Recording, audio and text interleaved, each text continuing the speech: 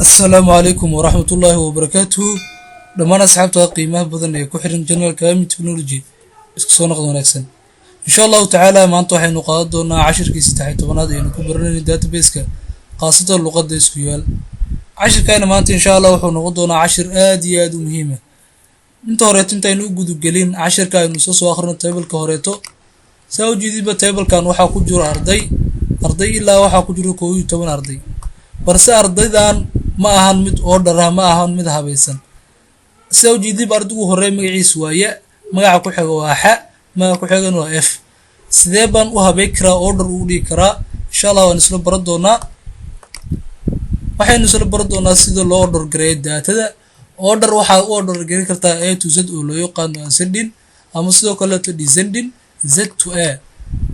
sidoo kale waxaynu qaadan doonaa top n waa maxay 10 aynu ku arki doonaa haddii aad u baahan tahay ardadan imtixaanka gashay average ka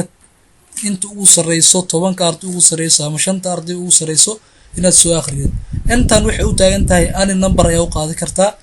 10 arday ugu sareyso ama 5 arday ugu sareyso ama 20 arday ugu sareyso inaad soo akhriyo waxa la isticmaali doonaa waxa loo yaqaan top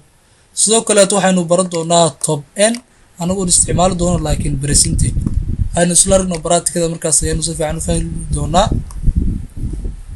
intaaynu guda gelin practicada fadlan haddii aad ugu cusub tahay noo soo bir waxaynu dhihi doonaa select markaan dhahno all from markaan dhahno table-ka ee xogta ku jirta ayaynu sheegi doonaa student 0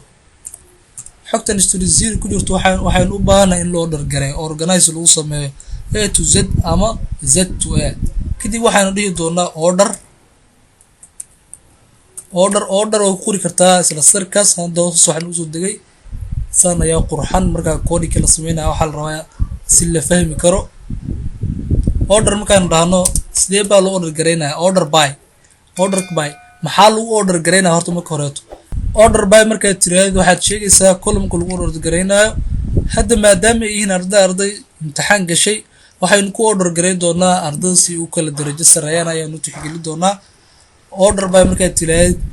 column-ka lagu order gareynayo sheeg hadda tiraahdo order by a to z default wuxuu qaadan doonaa a to z balse hadda tiraahdo order by descending wuxuu qaadan doonaa z to a marka la joogo integerska hadda tiraahdo order kaligiis wuxuu qaadan doonaa a to z number ahaan waxay ka dhigmi doontaa sida loo number kala yaryahay markaad sheegtid column-ka aad ku order gareynaysid kadib sheeg qaabka loo order gareynayo hadda waxaan dhihi doonaa waxa uu order gareysaa descending waxa la soo gaabiyaa desc kadib execute garey soo jeedid markiska waxa loo soo order gareeyay ardayda waxa loo order gareeyay sida loo kala dhibco badan yahay waxaan isii gudub doonaa ciwaankayna xigo waxa waa in sida loo soo akhriyo top 10 arday ugu sareyso ama top n numberkaas waxaad ku bedeli doontaa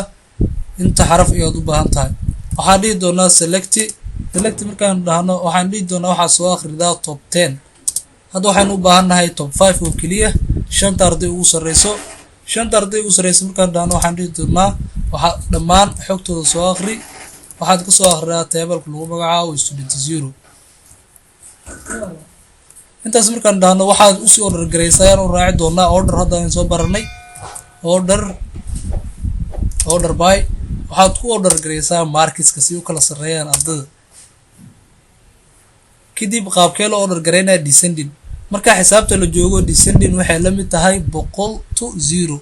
laakiin marka xarfaha la joogo waxay la mid tahay descending z to a xagta ay isku tahay kadib execute garey soo jeedid hadda waxaan loo soo akhriyo oo kaliya 5 arday ugu sareyso waxaan loo order gareey si uu kala markis sareeyaan ardaygaana uu markis sareeyo 100 haysto 99 waxaynu sii gudub doonaa ciwaankayna xigo wuxuu noqon doonaa top n percentage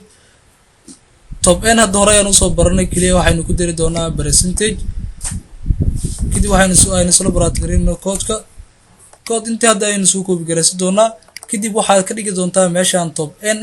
kadib waxaad raacidaa calaamadda percentage-ka ma doonayn in waqti badan lagu sii qaato inta ay ku gabagabay doonaa insha Allah fadlan haddaan ugu cusub tahay nagu soo biiro janag subscribe dheh والسلام عليكم ورحمة الله وبركاته.